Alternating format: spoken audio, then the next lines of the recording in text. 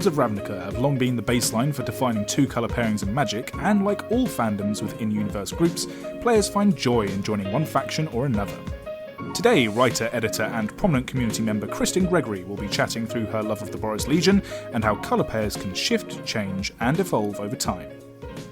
Welcome to Magic the Flavouring, the Magic the Gathering podcast, where we talk about all things magic, flavour design, and lore. I'm your host, Andy Mann. Hello, this is Nathan Cancel. And today on the show, we have a very special guest. We have former writer of Master of Magics, former writer, editor, and content manager of Hipsters of the Coast, current writer for Card Kingdom, and scriptwriter and supervisor for Tolarian Community College, Kristen Gregory. Good morning, Kristen. How are you? Good morning. Someone's done their research. Oh, yes. I definitely didn't spend 5 minutes looking at your LinkedIn this morning.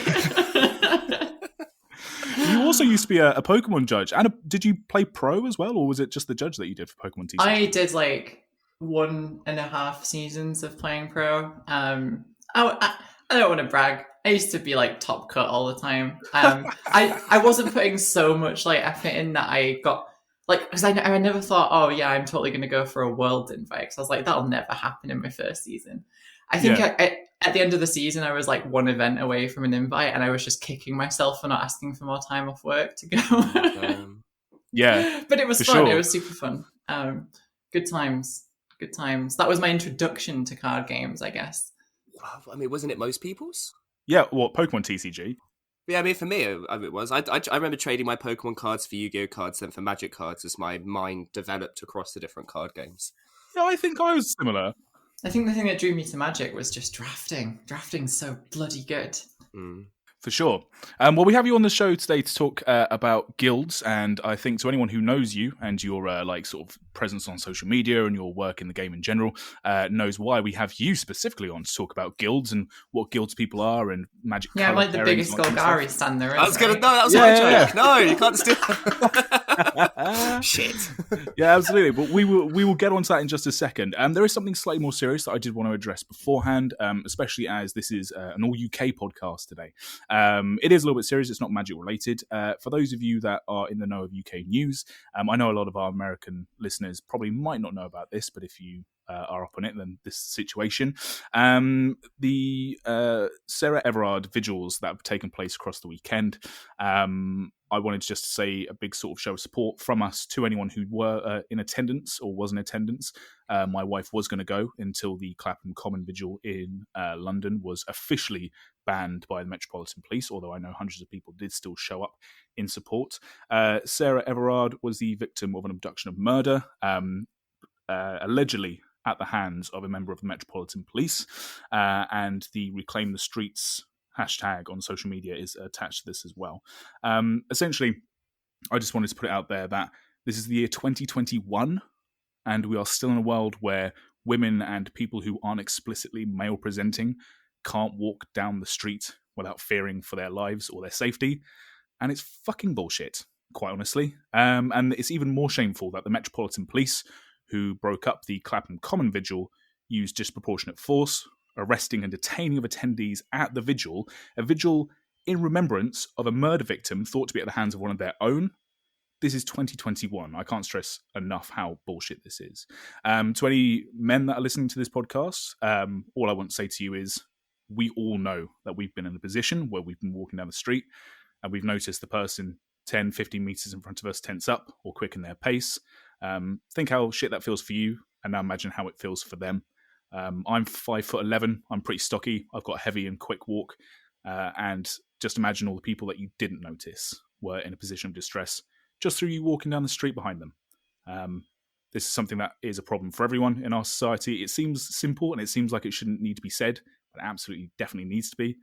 And like all things, if you're not part of a solution, if you're not looking to solve the problem, then change your attitude, open your ears, and be willing to listen.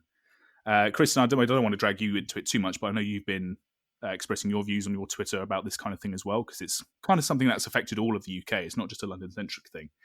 Yeah, it's as you say, the biggest thing is raising awareness at the moment. I think, especially like obviously like it's a big help when men, you know, are the ones to point it out, because too often, obviously, women are poo-pooed whenever they bring anything up. And obviously we know it's not, not all men, but that's bullshit. That's just reductionist of the point. Like it's enough men that it's a problem. And it is all men in terms of needing everyone, to find a solution, right? Yeah, everyone is involved. Like, saying not all men absolves people of taking any sort of responsibility for it. As Exactly. I say, like, whether through my own sort of I've got a face on when I walk as well. I've noticed it. I've noticed it happen. Like, I've noticed it happen to me. Nathan, I don't want to speak to your experience, but I can imagine you're quite a tall dude. Like, I can imagine it's happened to you as well. And we have no intent of causing anyone harm, but only we know that. So we need to be in a position where in society, everyone knows that and can walk around safely. That's all I wanted to say. It's the kind of thing where it's quite big in the UK at the moment, but this is a worldwide problem. So there we are. Cool. Let's talk about Magic cards then. So, Kristen, you, far from being a Golgari stan, you are pretty much, I'm going to call you like the preeminent voice of the Boros Legion when it comes to the Magic community. Like, your views and opinions on the white-red color pairing, your Boros decks, your very famous Aurelia deck that I know me and Nathan have been absolutely hammered by in the past when we've played EDH games together. How have you become this voice of the Boros Legion? Honestly, I think it's just having passion for something and then just putting it out there and seeing if people pick it up, right? Yeah. I think that it's one of the main draws of Magic, obviously. I'm telling this to people that run a flavor podcast. that draws many people in is like the flavor and like the being able to express yourself in deck building. I know that like compared to just like some of the other card games, the amount of like personality and little touches you can do to your decks in Magic is just way higher. And I know that's partly because of the sheer amount of Magic cards that you can pick from. Yeah. But it's just so much you can do with the color pie and the different ideas and philosophies and all the different tribes and different things. And I think people love it. And I think when they see someone who is passionate about that and they have like this like identified sort of, I don't want to say brand, but it kind of is in a sense, isn't it? Yeah. Like, I think people just like that and they identify with it. And, I'm far from the only one on Twitter who has that. I mean, we've got people like Angelo, who is the Jest guy. Yeah. He's the Jest guy, right? And I think, people have always loved sorting themselves into personalities and things like that and personality tests. And I think it's partly because you want to feel unique and that there's something that you identify with. But it's also a sense of belonging, right? Because it gives you kind of, hey, well, I'm Boros, like this is me. Where's my fam? Like, yeah. Right. So I mean, I don't know what guilds do you identify with?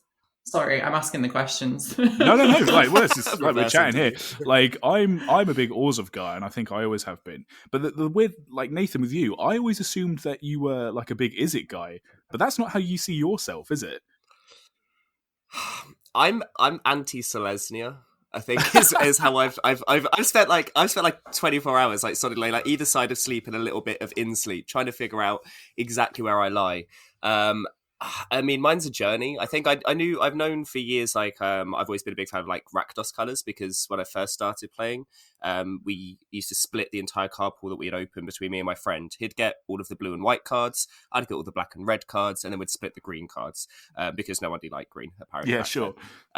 So initially, like, from a gameplay point of view, before I understood what my personality involved in the game was, I liked aggressive decks. I mean, it was goblins, like Lorwyn kind of time, so it was very fast, very aggressive, not a lot of decision making, because back then, like, you didn't play aggro when you start with a mind of understanding how, like, damage output and how many turns you have to win against the control deck. You don't get that when you first start. Combat go burr. Yeah, it's literally combat go burr. And so over the years, it's funny because Rakdos has actually changed its identity over the years as well, for not be just combat go burr, to have some more personality, which is funny because it does play more to my personality in world, like, not in worlds, in real life, to have that cabaret aspect. But realistically, I'm a Dimir. I'm a you're just making me think of a chaos draft that I did, and now I'm getting nostalgic for events. Because I drafted this Rakdos deck, and it had like some of the classic Rakdos sort of draft archetype cards. I had a Chain Flinger and like Smoldering Tar, which is like the OG kind of like what's that card from Guild's draft? The Inheritance one. Oh, Ill-Gotten Inheritance. Yeah. It's like the OG version of that. It was such a good deck. I had a Glory Bringer and a Chupacabra, and I was just like, yeah. So yeah, over the years, I think I'm now looking at the entire spread of Dimir cards, because I think my play style, and this is something we'll probably talk about over the next hour, is how your personality within a guild is different from like your play style, because sometimes they don't necessarily bridge, right? Sometimes it doesn't necessarily work so easily, right? As much as I love the crazy scientist side of the Izzet, and probably creatively that's how my mind works. I look at Muddle the Mixture, that's still got Transmute on it. The Dimir still get up to potions making. So yeah, I think realistically from a play point of view, I'm a klepto. So Dimir like really plays to my personality. But it is a funny conversation because you're both quite firm in like where you stand, and I had to really figure out exactly where it was. And again, play style / personality, which we will talk about, I think sometimes push you in different directions. It's funny, isn't it, that we attribute a lot of these colour pairs to the guild plane of Ravnica and how the Ravnican guild shake out and what their personalities are, because obviously that was the big like 2-colour set, and that's what all the 2-colour pairs are named after nowadays. You have your Orzhov, your Boros, your Dimir. These are all like Ravnican guilds. And so yeah, it's weird. When I first started playing with you, because obviously you taught me how to play, Nathan, and you were doing lots of, I think you were just in a phase of doing lots of Spellslinger decks and lots of red-blue decks. And because I started playing around Return to Ravnica, that was why you were solidified in my mind as being this kind of crazy Izzet mage and all this kind of thing. So it is kind of funny how like different things change. But the personalities of the guilds, especially for entrenched players, like all three of us, who have played so much Magic, and enough Magic that we've probably played and loved every kind of archetype, bar a couple maybe like outliers, I think it almost makes it more entrenched that when we like pick a guild personality, it means like, oh no, we know what all the other stuff does, but this is actually the thing that calls to us. Yeah. I think it's interesting how like pervasive the guilds are. Like compared to like, I know you mentioned earlier when we were chatting, like they're way more pervasive than like shards or wedges. Yeah, for sure. I guess if you compare it to like, you know, the main personality test, the Myers-Briggs, and I know it's a meme at this point, right? Like all these personality tests, like your Hogwarts house, your Myers-Briggs, I'm a Ravenclaw, your horoscope, and all this kind of rubbish. Yeah. But like, it's the MBTI has been that pervasive one, and I think the reason that the guilds are pervasive is similar. It's that there's just enough of them that there's some variance and uniqueness, but not too many that there's no meaning to it. If you know what I mean.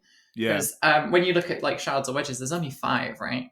And you know, again, big 5 personality, not as popular as the MBTI, is it? So I think it's to do with being able to hit that fine line between unique and identity and kind of balancing that kind of thing.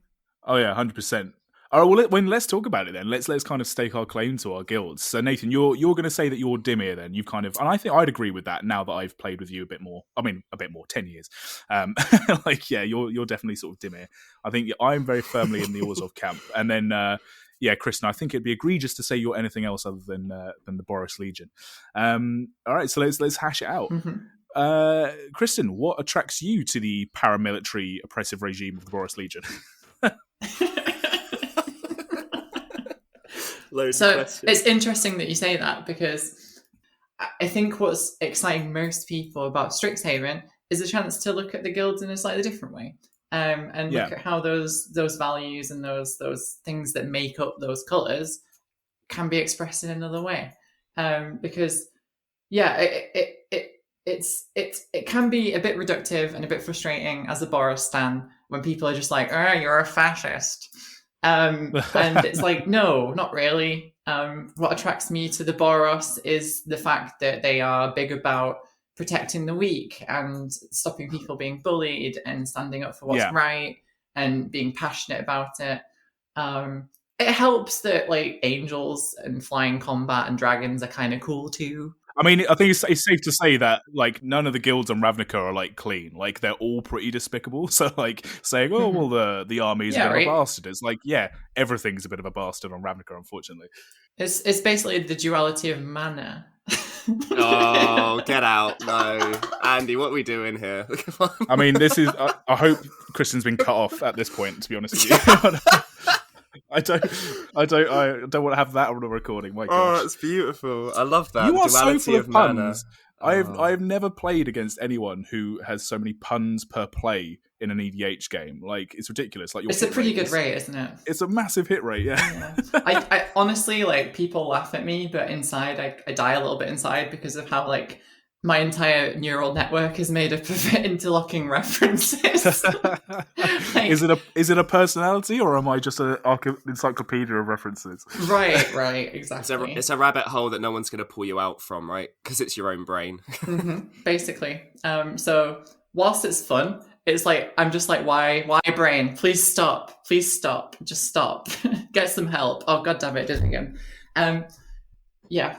So yeah, and the other thing is I really like combat. I really like creature combat. And I think that's one of the things that I like the most about Magic, when it feels interactive, when you have to decide about attacking and blocking, and whether someone's got some tricks, there's some instants up their sleeve, and to me that kind of is the most interactive, most pure form of Magic. So if I can do that in EDH a lot of the time, I like to. That doesn't mean I don't have combo decks and I don't like to dig into other things.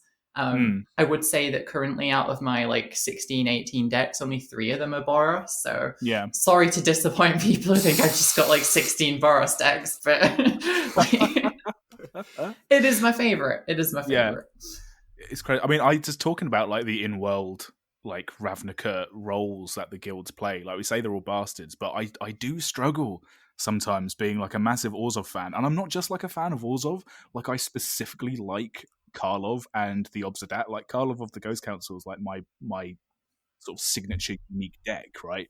And like they're awful. Like they're a mob family church, like keeping people oppressed through debt and subjugation, and I'm just there like, hee, look how much money I have, like in my sort of in-world thing. And yeah, it's weird. Like I don't know, this might be a little bit too like sort of sitting on the psychodrama couch thing, but I was raised in the Roman Catholic Church, and I do wonder if my first 18 years is being spent like in the incense-filled stone halls of like a Roman Catholic church has made me kind of like 10, 15 years later, now that I don't go to church anymore, like I'm now playing out my fantasy of being like, no, we are the corrupt church now. Like, yeah, I don't know. Maybe I just like ghosts. I don't know. I mean, there is a like being appreciative of aesthetic for buildings is non-guild denominated. Like, yeah, I think like we've all played an Assassin's Creed game, walked through town and gone, oh, I can climb that. Yeah. Like, yeah, all right. Maybe you're right. Maybe I don't have any like weird stuff I need to work through with religion. Maybe I just like Baroque architecture. Maybe that's just it. Well, it's hard when they do gifts like cards like Gifts of Ozova are like universally loved, pretty. Right? And it's like, I don't get me wrong, all the dual lands in at least in one printing or another have stunning artwork, but like Godless Shrine might have the most consistent across all of the sets in terms of that aesthetic. And I guess that's kind of what Ravnica's good at, right? Even though it's got 10 very vast in a city-wide plane. No, sorry, I always do that. A plane-wide city. I don't know why I always do it. Considering that most of it's like buildings, like all of them have their very distinct look, that very distinctive feel, something that you can immerse yourself in, both psychologically and also environmentally. And I think that's, I guess, the interesting thing, like moving into Strixhaven, is that, now if you didn't identify specifically, like how they've done with Boros in terms of mechanics, like a lot of the cards and legends they've printed recently buck the trends. Okay, you've still got your Ardens and your Rograk partnerships, you've still got all of your dwarf equipment commanders, but you've still got things like Belborka and stuff like that, like different ways of imagining I guess it's still aggressive, I still, you're probably going to be attacking, that's what that kind of does, but maybe the ethos behind it is changing. Right. And a Gatling gun scroll. I'm sorry, I'm all for that. I don't know. You couldn't sell me it any stronger. You know. Yeah, So, that's that was it. Lawhold is the Strixhaven house. Yeah, their command card. Yeah, Gatling gun. So if the pen is mightier than the sword, is the scroll rack Gatling gun mightier than the pistol? Oh, 100%. Oh god, yeah. Well, absolutely. I imagine it firing quills. Like, imagine how dangerous that is. Oh, yeah, for sure. It's like a nail gun firing off. Yeah, exactly. Well, the Silver Quill house in Strixhaven is uses word magic, and a lot of their magic manifests as ink flowing through the air. So I wonder if they're diametrically opposed. I do have a soft spot for Orzhov as well. I've built Ailey about 3 times. I've got an Ailey deck. Playing Liesa yesterday and just loving it. I guess Orzhov still use written word, because when Kaya takes over, she feels the weight of the debt, right, when she signs off and she takes over the guild. That kind of aspect I've always really liked about the Orzhov, this idea of hereditary debt.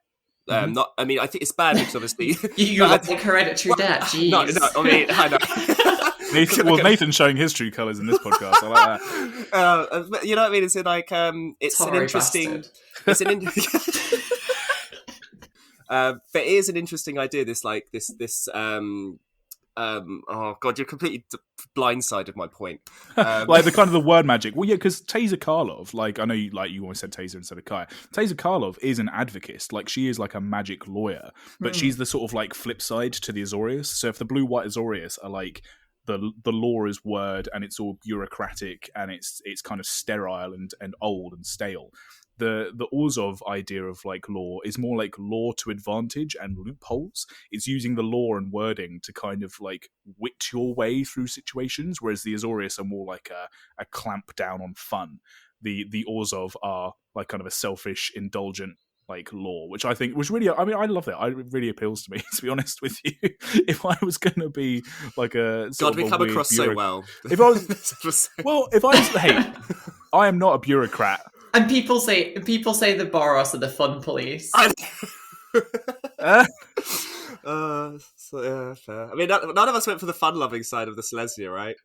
Yeah, but to me, the Boros are they're sort of they're if the Boros were a Marvel hero, right? They'd be Daredevil, right?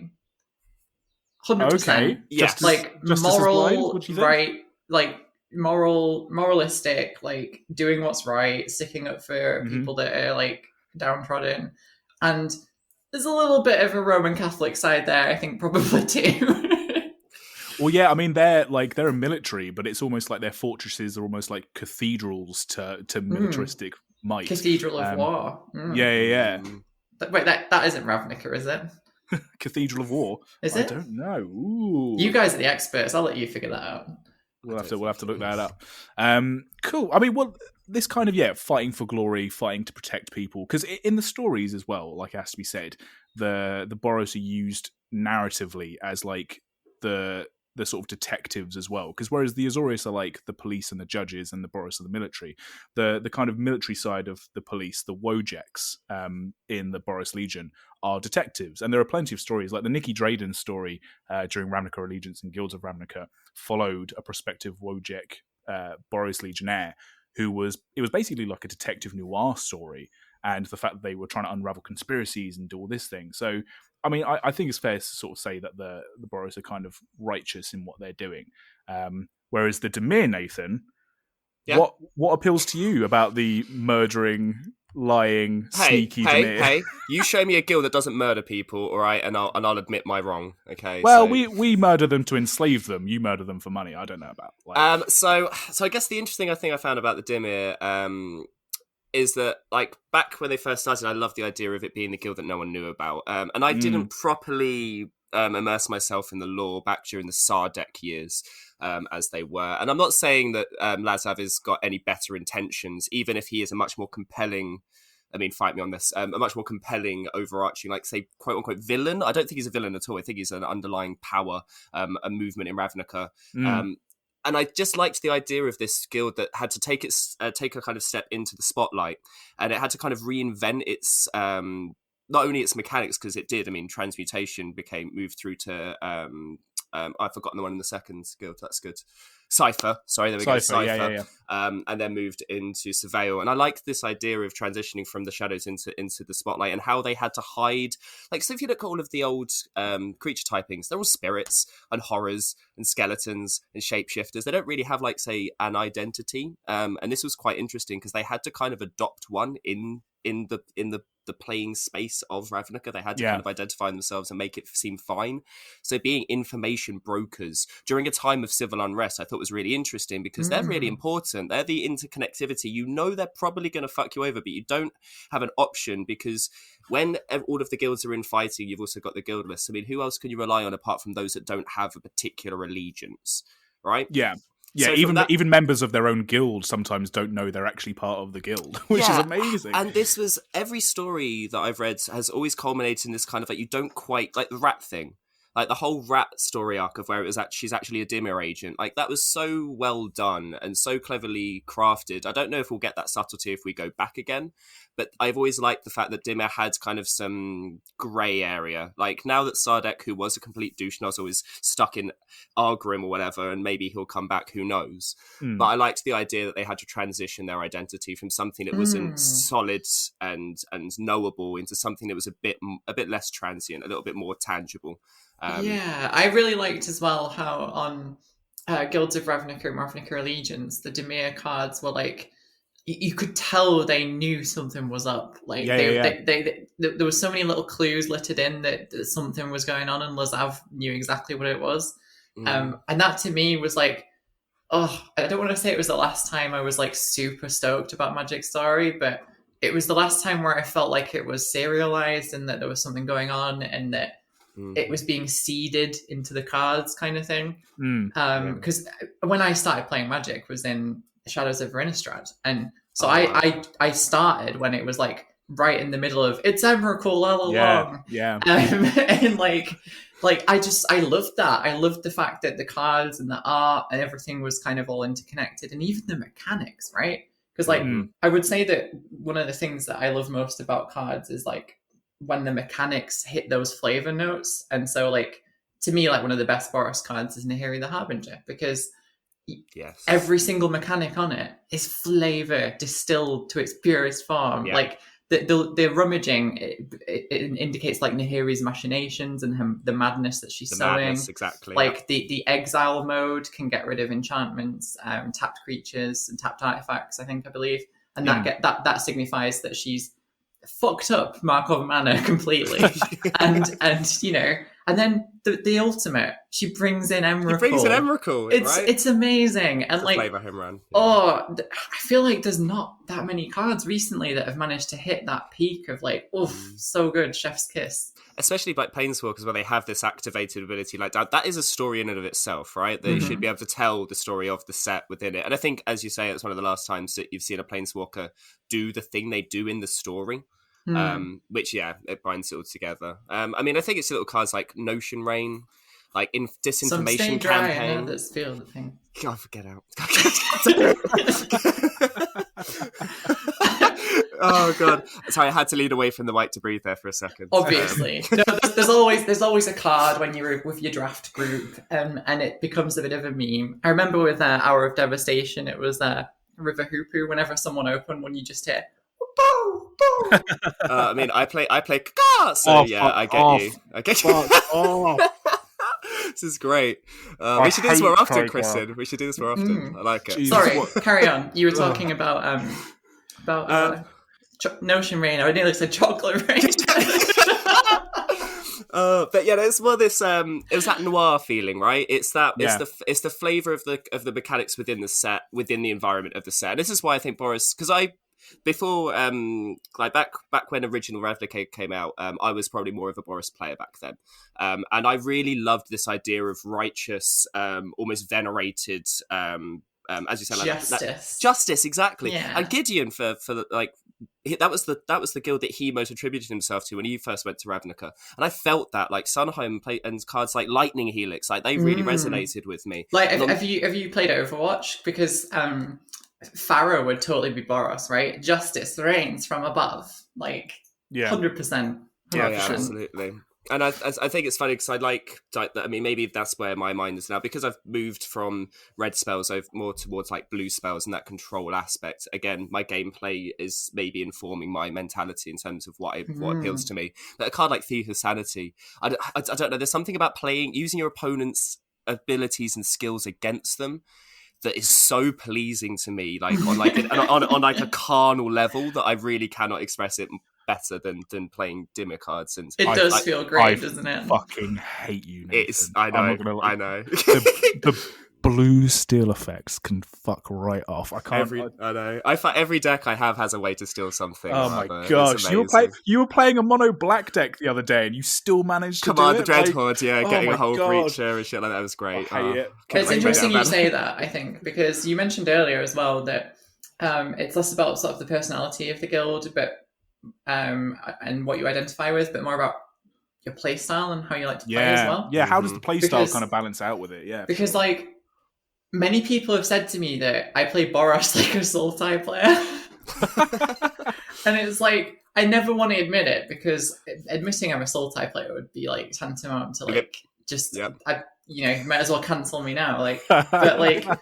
No, like I have distilled my Boros strategy with that Aurelia deck to be it's a control deck with a finish, right? It sits and controls the game until you turn the corner, as it were, and then you smack a bitch and they die.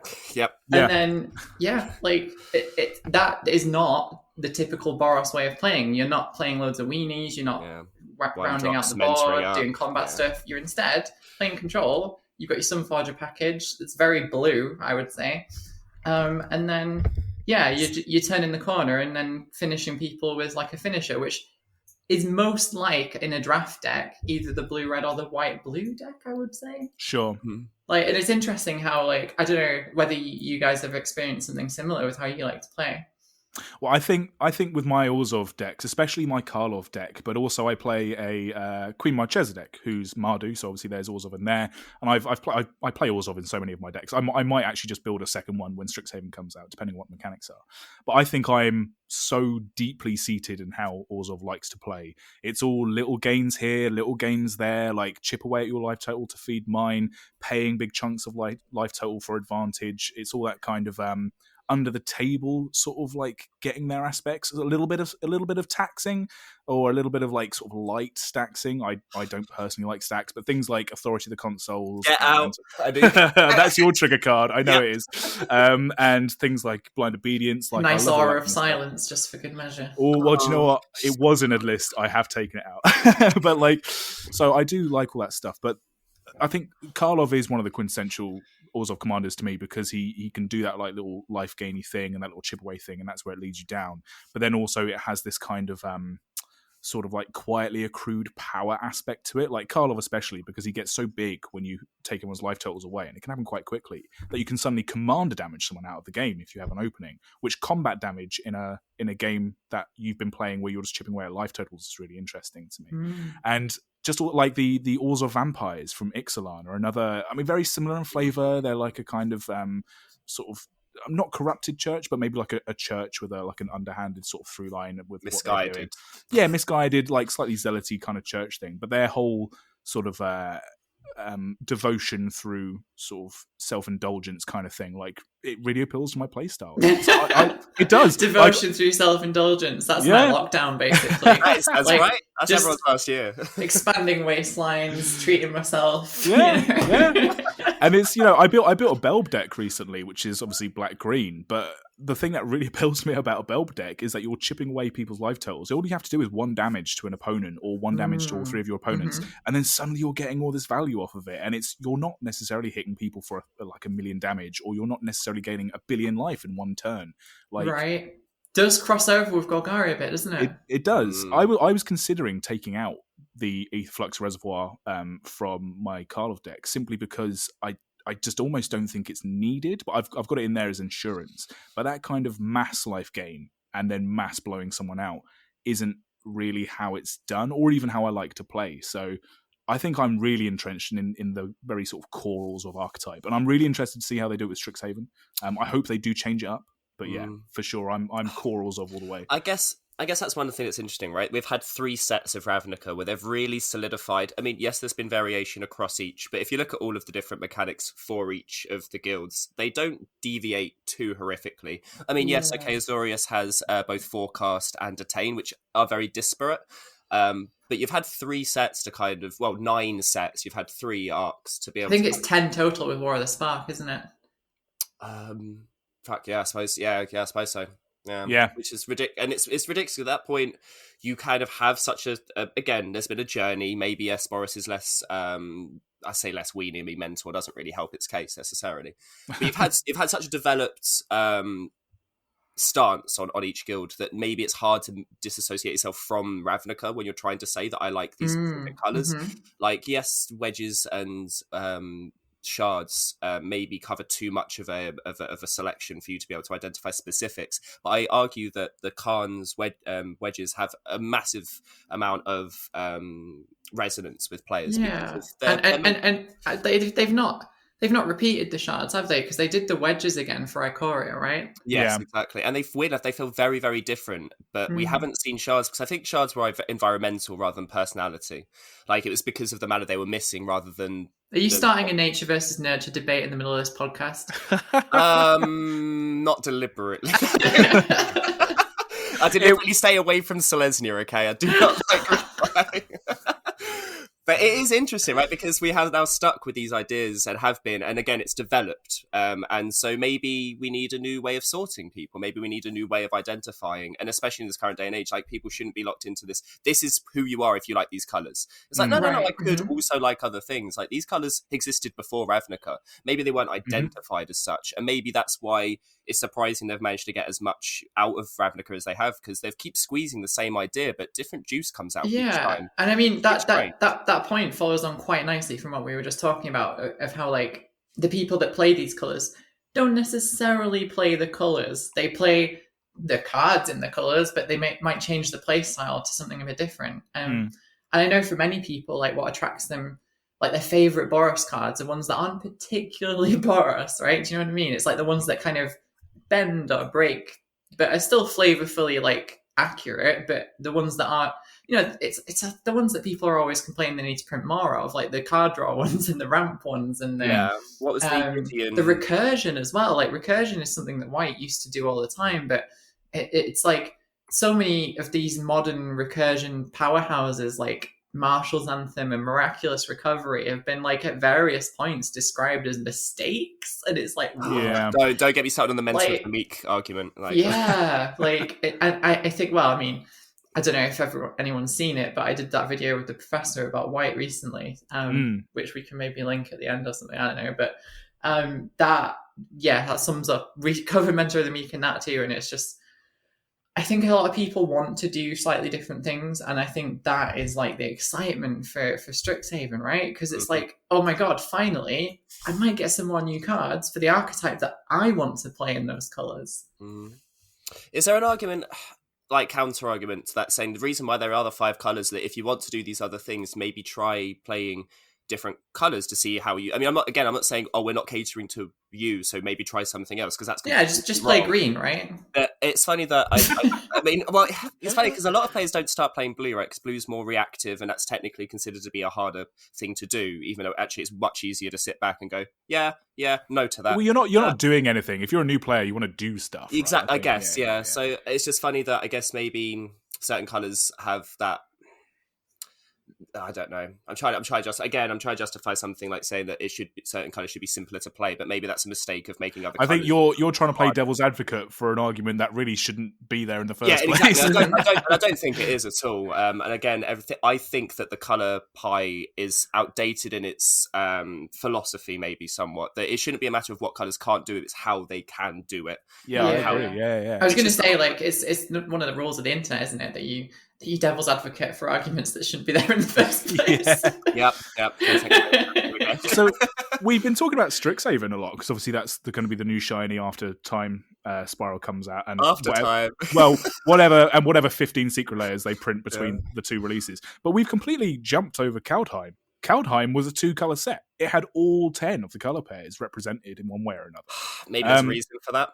well, because as the Orzhov guy at the table here, I got a shit ton of cool stuff and cool flavor from Kaldheim from my point of view. Because I think I saw Gavin Verhey on Twitter said that the way they tried to distinguish the color pairings on Kaldheim, and this was represented in the cards, is they didn't do like combined, like what is a black-white card? What does that look like? It was more like how does black cards and how do white cards play off of each other? It's more about their kind of differences of duality. Mm-hmm. And for the Angels of Kaldheim, I mean, in our flavor picks episode, I looked at the audio file after we recorded it, and I spoke for like 5 minutes solid about these fucking Angels from Kaldheim when we spoke about like 2 minutes from everything else, because I absolutely loved what they were doing with them, and it was slightly different, but it still played into a lot of stuff.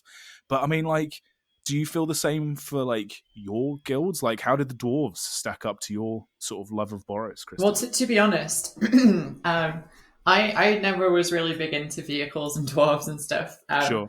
I was pretty excited about some of the equipment cards, but like it's like the Halvar God of Battle, but I guess that's mono white, isn't it? But that card is absolutely insane. I love it so much. But I was going to say like the Orzhov stuff excited me too. I'm currently brewing a failure list at the moment, and nice. Just the idea of like trying to build a deck that works off low cost spells and cantrips and stuff, and so I'm like trying to I was like, oh, this is, you know, when you're like, I wish I'd kept this draft chaff.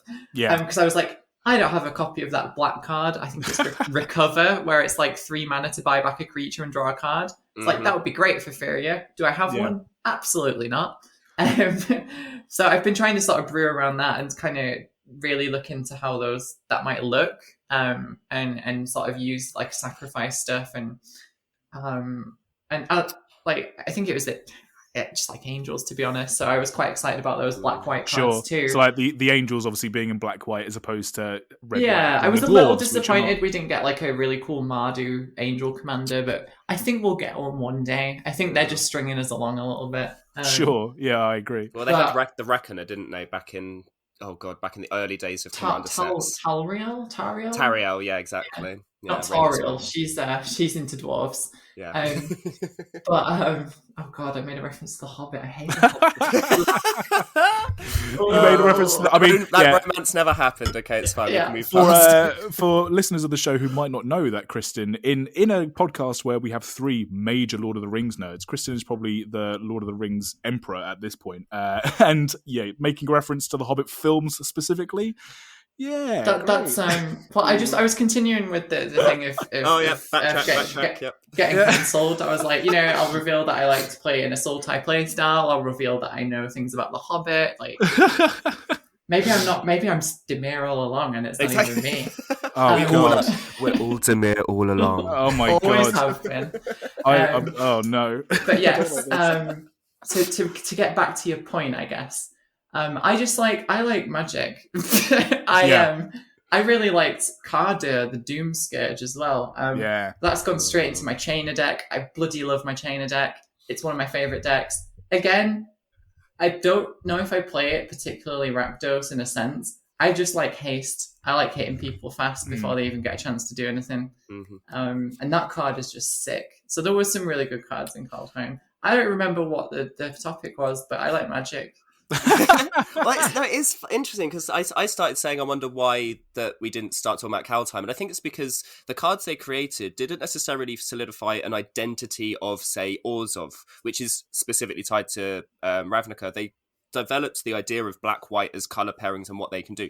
I remember getting angry at why Furia is a card that does something every second spell you cast each turn. Jesus Christ, Nathan. And that kind of goes completely counter to my previous Devil's Advocate point of this is how they're going to kind of advance the colours, right? Is by going, forget what you think about Orzhov. In fact, forget the word Orzhov. This is what a black-white card can do. And this is what it should be doing. And it does. I mean, I think Kaldheim is one of the sets that made a lot of people go, oh, do I have 3 more decks to brew? I do. I have like 3 more decks that I need to brew now. Like, what is going on? It's because they played off of broader terms of identity. Like, the mechanics didn't flow with everyone. Like, as Kristen, as you were saying, like, the Boros didn't have angels, they had dwarves and artifice, which isn't your jam.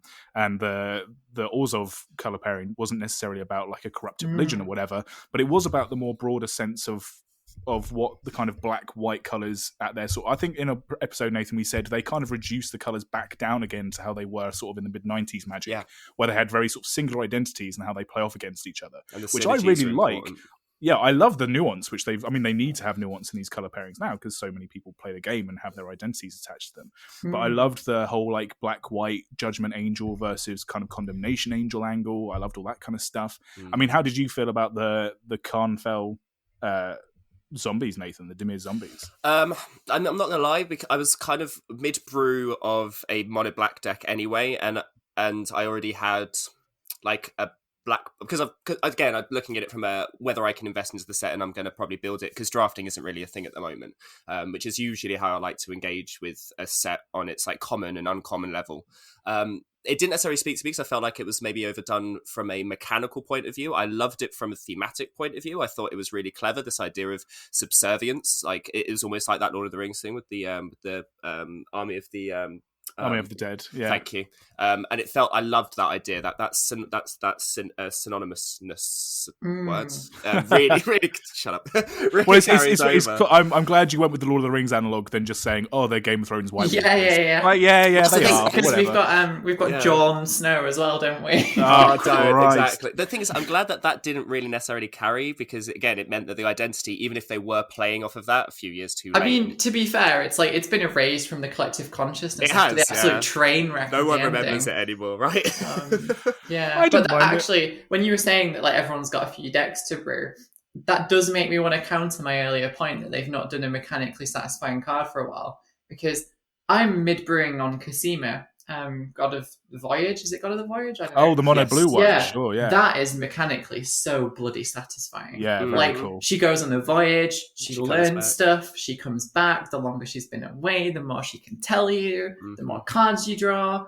Oh, love it. I think the good. gods were super flavorful. Like, again, I think my biggest spouse was Bergia. God of storytelling. The fact that the more stories you tell, the more incense she gets, the more energy that she puts into the room. Yeah, fantastic. The way they carried the gods were really, really, really clever. And I know we're diverging away from guilds at this point because we're not even slightly close to talking about them. But it is interesting that, they managed to give individual cards. Again, it was a 2-color set, right? But it wasn't. It really wasn't. Like, that wasn't the carrying factor. Yes, in terms of a draft environment, that's maybe what you were drafting towards and playing towards. But in terms of like world identity, the 10 realms they weren't identified by what each realm was different by, but they were more identified by just what was in them.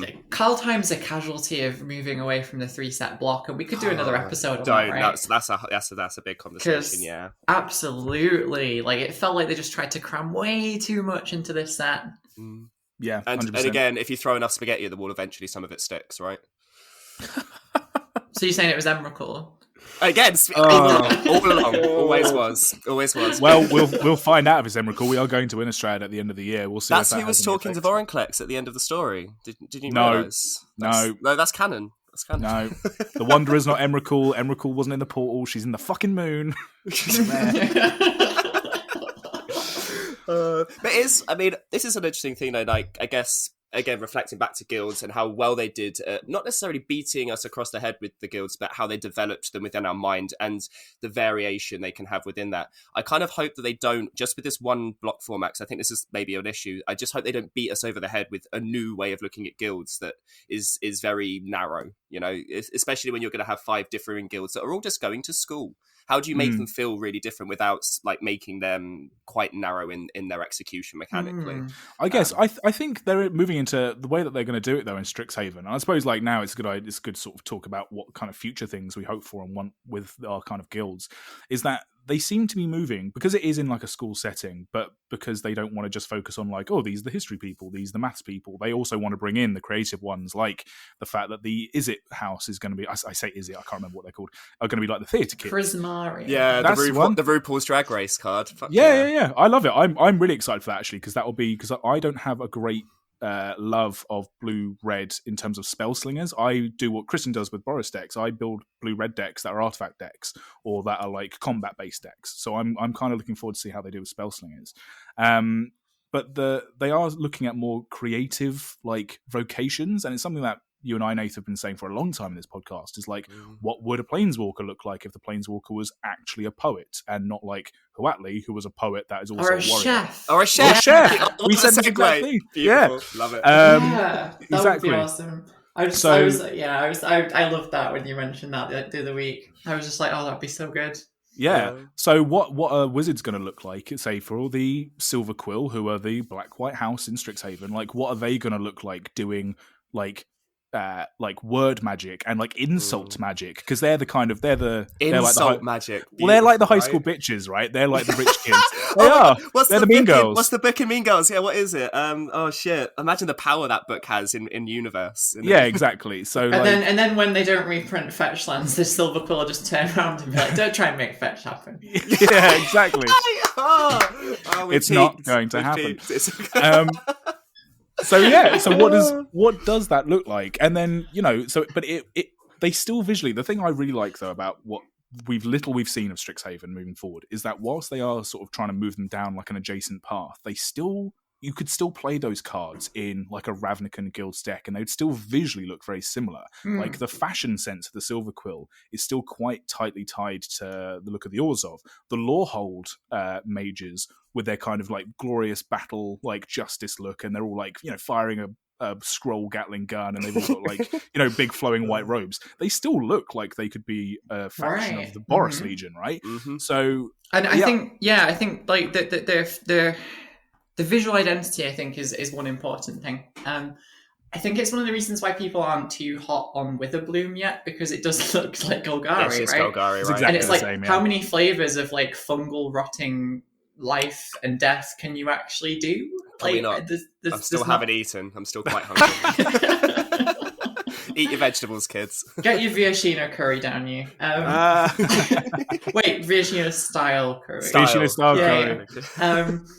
But I think the other important thing that will help make them feel comfortable and feel well received is that it sounds like the things they're going to experiment with are still within the mechanical colour pie, because I know there's a big difference between the philosophical colour pie and the mechanical colour pie. They can be, yeah. And like you just look at Lorehold and it's like, oh well, they like to dive into the past to find out ancient relics and go Indiana Jonesing around the place, and it's like, well, we have white cards that do that. We have Daring Archaeologists from Dominaria. We have like Archive and Find. Yeah, exactly. Yeah. And we have recursion in white, and also a little bit in red with the artifacts and stuff. Isn't like Treasure Hunter literally a white card? I think it is. And that's the analog to Oromancer, right?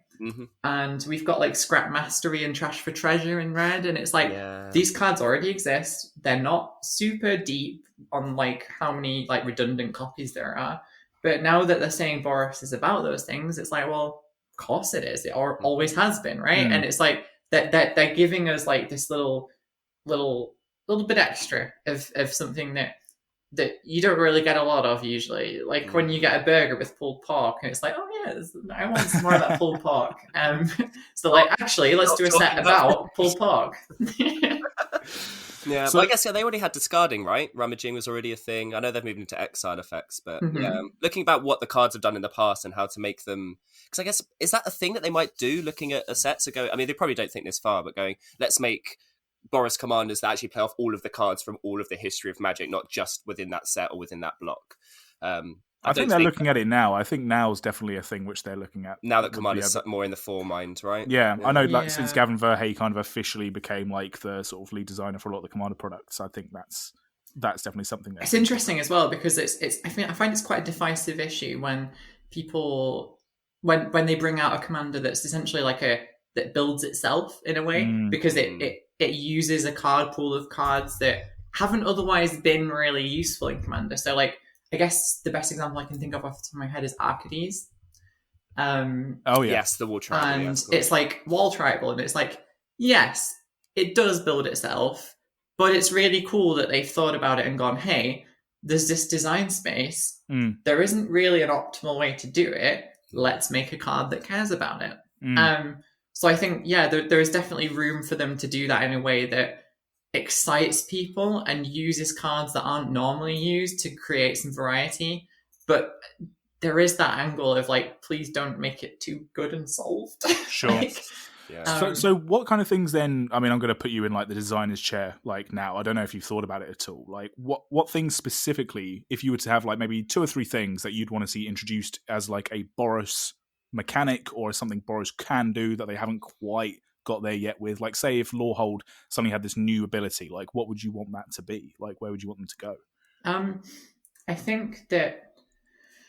I think like rewarding like combat with card draw in some kind of way is something that probably should have always been white. I think like cards like military intelligence and things like that probably sound way more white red than they do blue.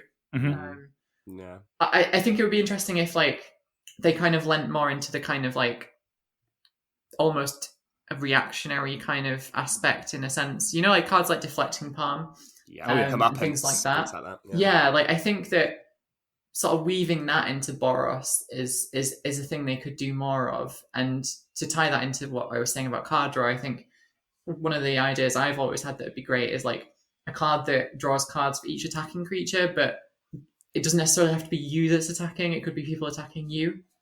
As like a kind of like scouting kind of themed card that like shows the Boros's like natural military kind of power and ability to do stuff, right?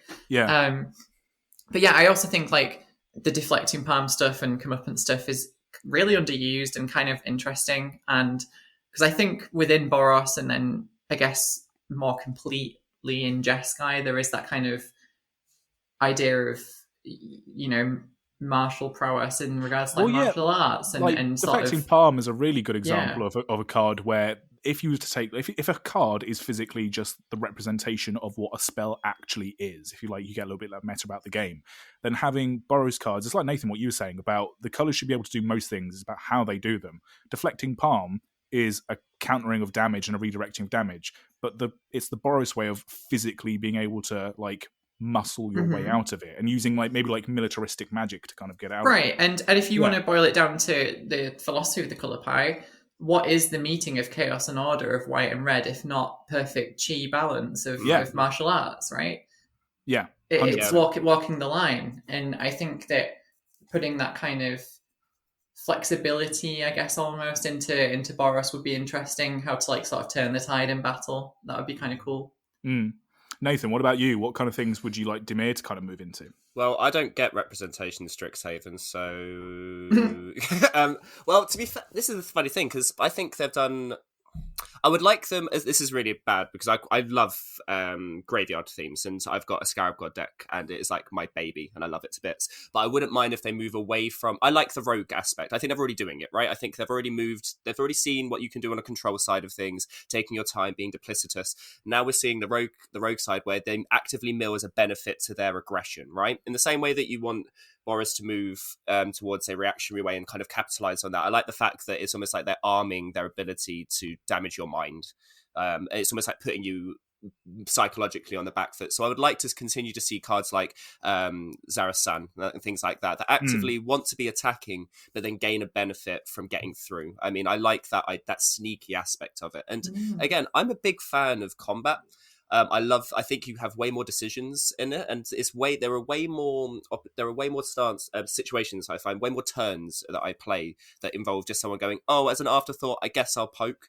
Or as an afterthought, I guess I might as well be attacking. Or the amount of times I've seen creatures that can't block, that aren't attacking. And I'm like, what are you doing? Are you not reading your cards? It's got power there for a reason, right? It should be swinging. Right. And it takes away a massive swath and a big aspect of the game. And I feel like that's maybe something that now that creatures should be getting back into the spotlight again. I mean, maybe that's where... And again, maybe I'm fanning the flames of Wizards doing really well in their design space too much. But I think they've kind of already done what I wanted them to do with Dimir, which is give them a separate side that isn't just reaction, that isn't just, make you discuss all the things that piss people off, right? Stop making my colour things that people don't like, because I love it, but people don't like me. Make me more likeable, please, Wizards. Right, and that's one of the reasons I think most people want to see more out of Boros that isn't just land destruction as well, right? Yeah. Yeah, don't Sure. worry. There's something great about Armageddoning after a Boris charm, but I mean, if you look at Boris charm as well, like, We've seen that before. this is the thing. I was so tilted, but I really had to concede that was a really good play, but also Yeah. I was like, fucking hell. Because I completely understand. Because I had an Aurelia deck back in the day, and the only way I could make it viable was doing that thing of going, it's a control deck that also good. has the combo win, and it's the only way kind of to make it feel different than trying to aggro out, which in Commander, as people know, is very difficult. I mean, at least I was running Catastrophe, right? At worst, it's a Wrath of God. Yes, exactly. It's modal. It was good. It was very cool, and you did the right thing. You won like in the next turn, so who can complain really? I think the thing I want to see for Orzhov. So one of the big things I wanted to see for Orzhov, which they've done in the past couple of years, thankfully they've changed up, is I wanted to see a slight move away from the kind of dark church aspect, because the religiosity of black-white is very apparent, and it's a very good way to kind of show those color pairs. But it was like they were only doing that for such a long time, and it was also like, I mean, the like organized religion as a whole can be quite an easy target sometimes, even in fantasy. But they did move away from, like for whatever reasons, for better or worse, I suppose. But then things like Ikoria, where you had, I know it was Mardu, but the humans of Ikoria were all very much black-white, and they had a very nuanced, for a set that was quite kind of overstuffed, a little bit like Kaldheim. The humans of Dranith, the big city in Ikoria, were very nuanced in what their approach was and like what their philosophies were. And the fact that we're getting the Silver Quill as well in Strixhaven shows that they're moving away from the kind of religious overtone. So that's kind of cool. Yeah, it's kind of like when Paramore released Hard Times, and it was like, hey, they're not emo anymore. Yeah, they're not emo. They're trying something else, but they're still good. Yeah, and everyone was like, why are you so happy? What happened? It's like, she's probably not. She's probably, I mean, she's literally talking about Hard Times. Like, what do you want? Yeah, she's just changed up the facade a little bit. Yeah, so that's what you want from Orzhov, right? Well, yeah, a little bit. I think the thing that I want to see in terms of individual characters, because, I mean, in terms of mechanics and things, as I say, I still love the mechanics that they already have, so more of that maybe is okay. But I want to see more characters like Arvad the Cursed from Dominaria, where, unfortunately, I don't know why I say unfortunately, the role of the Orzhov tends to be sort of slightly like, as we say, like the mean girls of any kind of like cycle of colours or whatever. They're usually not if they're not outwardly evil, they're usually like just a little bit twatty, to be honest. Whereas you have characters like Arvad the Cursed, who are kind of not anti-heroes, but they're heroic in spite of their failings, I think, or in spite of their maybe innate selfishness, whether it's to do with the fact that he's literally a vampire, so how does he deal with that? Or maybe characters that, like Taser Karlov is starting to fill this role in a lot of the stories, where she's clearly a bit of a dick, and she is conniving, and she wants to be the head of the Orzhov, who are essentially the bad guild. But she also really cares about Ravnica as a society and as a system of government. Like, she actively thinks it's the right thing to do. So I kind of want to see a bit more of that. Do you know? Kind of like, if we want to bring it back to the MCU a little bit. So like we had Daredevil for Boros, right? So like you almost want the new Orzhov to be more like Jessica Jones, like quite selfish and kind of like gets on with her own shit, but at the same time has this like right aspect of her personality that means that, there is that underlying sense of not like righteousness in the church sense, but kind of like deep down they know what's right. Kind of thing. Innate good and evil. I love that. If Orzhov could be Jessica Jones, I'd take that in a heartbeat, I think. Yeah, I mean, aren't they doing this with Kaya a little bit, where she has, I mean, I don't think necessarily her character nuance has had enough yet, because she was basically a stand-in. They knew they needed someone to kill off the Obsidat, and I don't feel like with Kaldheim we really got to see why she is who she is. We still haven't seen her. She's still on a journey. She's still on a journey. That's what I mean. Yeah. So I'm interested to see where they take her, because Sorin is not a great person to have Sorin's represent. An asshole. I love him. He's an asshole. As much as I love him from a character design point of view, he is MTG's Sephiroth. That's beautiful. Yeah, right. Everyone goes on about Jace being like the edgelord. Like, fuck off! Yeah, look at Sorin. Look at fucking Sorin. I don't know, man. I'm still Team Sorin over Team Nahiri. Nahiri can do one. Hey, I didn't mean to come on this podcast not knowing that. Leave her alone. Okay, no, sorry. I already hold up. Oh no, yeah, don't worry. No, that's me, Kristen. That's me, like putting on the hate for the hero. It would be interesting to see what they do with Kaya, and I feel like they might need to give her some more reasoning that might be then calls that not logic, that morality into question. Because so far, she's been like pretty good and righteous, and I don't see the black side of her too much. So maybe we'll see that duality going forwards. Because I think she's going to be a bit of a poster going forwards, which is good because again, representation is fantastic. Kaya's also, badass. she's interesting, cool. right? She's got a really cool flex of abilities. I like this new wave of planeswalkers that we're getting. For me, I'd like to see more Tamio. because I love this scroll magic. I love this idea of word magic, which is why I think Strixhaven's really interesting. Hey, she could maybe turn up on there. She could man, be right? like I a feel like visiting lecturer. Tasmina and Tamio need to have a conversation at some point. If it doesn't happen, I'm going to fanfiction the shit out of it. Right, because like Tamio has so far been Simic and Band and Mono Blue, right? Yes, exactly. So she could totally turn up and be like, yo, stop reading your maths and read this fucking story. Yeah, exactly. I think that's really cool. Yeah. Well, we don't have a ton of time left, Kristen. So I think Guilds is like one of those conversations that's never ending, and it's why it's so fun to kind of talk about it, because it's also ever evolving as it is. You've clearly listened to our menu podcast, our multiverse menu episode, which is one of the last couple of ones that we've done. And he really is proud of that one. He really likes that one. I am really proud of it. It took a lot of research. A lot of fun. What meals or what kind of drinks stood out to you, if you can remember any from that episode? Well, I don't know, because like I like food in the same way that I like magic, like yeah. But so the honey smoked horror really stood out to me as something that I would definitely order. I'm big into my meat. Apologies again to the vegetarians that listen, but I mean, a lot of the time I'm basically keto carnivore. Sure. So it works for me for health reasons. That's all I'm going to get into. Don't want to debate it, but it is what it is.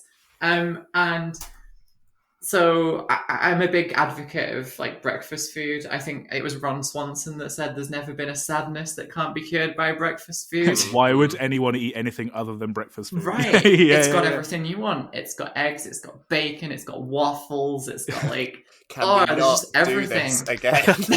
It's your fault for not eating breakfast. It's your fault. No. So yeah, and again, some of the breakfast items on that menu looked really good too. Nice. Honey smoked horror. Yeah, I think that was something. Honey smoked horror stood out to me. Like, it's like, what are you gonna get? What's it gonna be like? Yeah, exactly. I have also tried alligator, not crocodile, but alligator. To me, it tasted like the texture of beef meets poultry flavor. Oh yes, yeah, I get that. But yeah, no. I'm hungry now too. I've already eaten breakfast this morning. It's getting near brunch time. Second breakfast. Mm-hmm. Sure. Wow, that's the first Lord of the Rings reference this whole podcast. Yeah, first proper one. There's been a couple, but that's the first explicit one. That's the first one. That's the first quoted in accent for sure. Terrible accent. I'm sorry, Billy Boy. I'll have to make up for it next time we play. Yeah, for sure. Oh yeah, well, I mean, hey, like if you're known for anything as well, it's your Lord of the Rings themed EDH deck, which might get some new toys in the extended multiverse theme. If I need to be bloody rebuilt. Well, or you could make a point of absolutely not including any of the Lord of the Rings stuff and just being like, no, this is like a homebrew from start to So I guess that's an interesting question I would ask you guys as we close then. So like, I know like there's a lot of divisiveness over this Universes Beyond stuff, and I guess not to like influence what you would say, but my kind of stance on it is I'd almost like there to be like, hey, what are we playing tonight? Are we playing Commander or are we playing Universes Beyond? Because I quite like the magic contained kind of flavor, but and I think I would approach like a Lord of the Rings Commander deck if they did like Commander decks or like a set. I would probably be comfortable adding magic cards that seemed on theme to that, but I don't know how comfortable I would be adding like Legolas to my Azuri deck. Like, to me, that just doesn't really gel in my head. Like, how are you guys feeling on it? So the way that I would view it, because I'm still not 100% sure whether I just like the whole concept, but I've kind of gotten over, like, the concept is here, and I've been posting up on our Twitter as well. There are so many cards, because Warhammer 40k is the other one that's kind of going along with the announcement. There are so many cards in Magic that are literally Warhammer 40k artworks. Like, anything from, like, Urza's Saga or the Weatherlight Saga or the Thran, like, the aesthetic's already here, so it's more about just, like, the cards themselves. I think that's a really cool idea. I would also do it as in, so I play a silver bordered deck, and the deck is very much built around the silly mechanics that go along with silver bordered cards. So I think it would be that. I wouldn't mind so much if someone played their Lord of the Rings deck in a pod where we're all playing explicitly Magic cards, but I would want them to be all in. I want them to build their Legolas deck and to be like, no, this is what I think of this like theme, as opposed to if they were playing their Arabia deck and they just so happened to have an Aragorn in it, I'd be a little less enthused. That's my feeling about it. I don't know about you, Nathan. My thought is twofold. One, like from the initial, like, how do I feel about it in general stance? Like, Richard Garfield intended Magic to be a portal to look at different things. Like, Arabian Nights was the first expansion set, and it was supposed to be like Arabian Nights through the eyes of a Magic set. This is true. This is like almost like the cardinal philosophy, right? Of Magic as a port and a way. Yeah, like 27 years later or whatever it is, it's finally doing the thing. Yeah, which I understand there's an entrenched fan base that like things to be uniform and that feeling of all the card backs being the same. I get it. That's the reason why that didn't happen, because you want everything to be playable in an interconnected game. I agree that this is a good way to separate maybe mainstream or the main core Magic from what I'm going to say like glorified like unsets, because it will feel very strange mixing both together. As the Secret Lair proved, it's very divisive when you start using other IPs in a game that's already got an established lore, established aesthetic that is separate, especially when it comes to something like Lord of the Rings, where you've already, like, Magic's already pretty analog, like a pretty close analog to Lord of the Rings, and it ports very easily in. The Dungeons and Dragons set will be a really good example of how they can generate a set that doesn't feel super disconnected, or maybe they push into it. But then with Walking Dead, it's like, no. Doesn't fit at all. That's the thing. The difference between Lord of the Rings and Warhammer is that, yes, okay, back in the day there was a sci-fi aspect to cards, but they are very disparate in like their view, in the way they look, right? And I'd be interested. Maybe I want them to, and this is the thing I haven't decided yet. I don't know if I want them to take 40k and integrate into Magic, or they take Magic as a concept and as a game mechanically, and they go, cool, let's make a 40k set. I think that's kind of where they're going. That with separation, I think, is very. Yeah, I think that's the right idea. Because again, maybe you can play Aragorn in your deck. I'm not going to get too annoyed about it, but I would feel strange having this mix of flavor. And I think maybe that's something that over the next couple of years might change. Like, I'm the kind of person, I'd like to see a Darth Vader Planeswalker card. Yeah, it's almost like my brain just did a really interesting like comparison. Like, it's like when you watch like a new series or a movie series that's like using no-name actors, and those actors then become synonymous with those characters. But then if you shove a load of famous faces in, it's like all you can see is the famous faces. Yeah, sometimes your TV series doesn't need that guest star because it completely takes you out of the moment. Right. And so I think part of the success is like of Lord of the Rings is that, yes, there were some big name actors in there, but they also had a lot of people that were relatively new to the scene, or relatively unknown, I guess. Especially some of them were maybe known as child actors, but not as adult actors and things like that. Sure.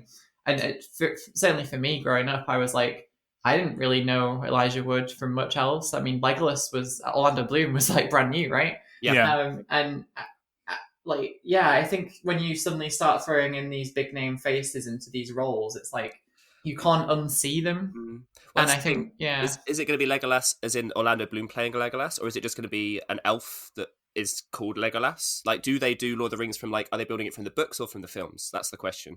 Because that distraction is going to be, I think, the key of whether or not the set sells well enough. Maybe they feel like they need to make the actors or make the cards look like the actors for people to want to buy it, but maybe they'll realize that maybe it's interesting with the license as well, because exactly, where does that I know Games Workshop have the license for the books for the Lord of the Rings trilogy. Fantasy Flight has Lord of the Rings card game. So but at the same time as them having the license for the books and the material in them, they do the likenesses, right, with the miniatures. They do make them look like the movies.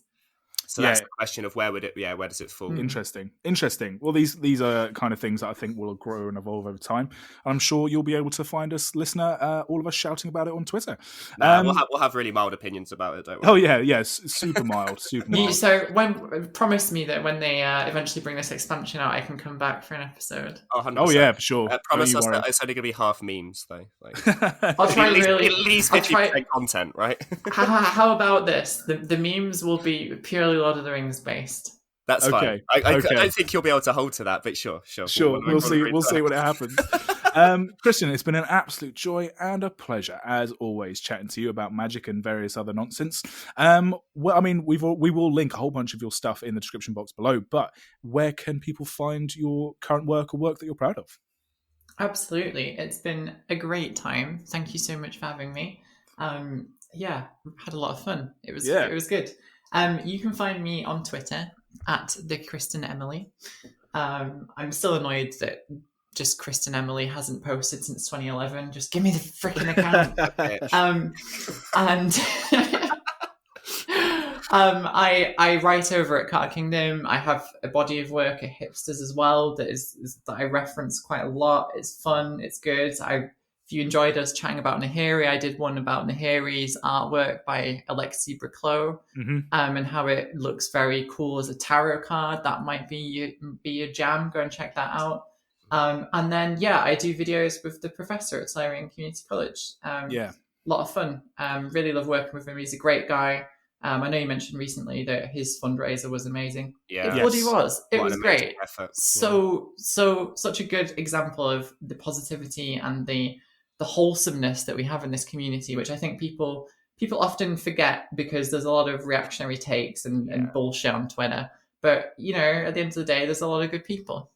For sure. So cool. I will definitely be linking not only the white colour pie discussion, which I know you had because you're the script supervisor for a lot of the work, but I know you had a big hand in that one, and also the recent one about the discussion around commander power levels when you're playing EDH sitting down at a pod. I know that you also had quite a big hand in writing as well, because you're a big EDH writer, and that's one of the big things that you do. It's nice. It's nice. Yeah, so we will definitely link those. You can send tweets to our account at mtflavouring. I've never said it like that before. Tweets to our account. What, Nathan? Every week, mate. Every week I try something different. It never works. mtflavouring mtflavouring@gmail.com is where the emails go. My personal Twitter is at Andy Manface. Nathan's, yours is at the Fox in the Moon. Kristen, once again, thank you so much for coming on the podcast. We can't wait to have you back on, and we can't wait to sit down and sling with you either at Spell Table or about once again. Yeah, or God forbid, when physical events reappear, we might be able to sit down in person. That's a really exciting thing on the horizon, though, actually, because that's the thing. Like, we spent a whole year doing this now, and it's been a whole year of not being able to interact with people. It's going to be a very different world to step into. Yeah, well, that sounds philosophical, but tantalizing. As I say, I started with Magic relatively late compared to most people, like 2016. But I've only been to 2 GPs, and both of those were kind of when I was only just starting out with content. And I know loads more people now, and I want to meet them. It's great fun. Well, yeah, Magic Fest London is where you'll probably find us, because I think I live about 20 minutes away from the venue, and Nathan will within spitting distance as well, globally speaking. But yeah, all that remains for me to say then, guys, is thank you so much for listening. This has been Magic the Flavouring. See you soon. Good night.